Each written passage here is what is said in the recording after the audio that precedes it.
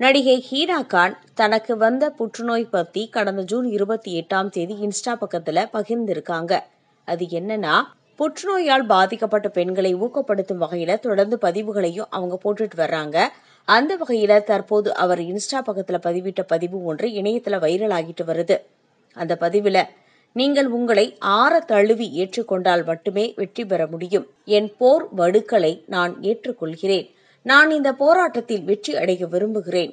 ஒவ்வொரு முறையும் தலையில் நான் கை வைக்கும் போது என் முடிகள் உதிர்வதை என்னால் ஏற்றுக்கொள்ள முடியவில்லை. அதை நான் விரும்பவும் இல்லை.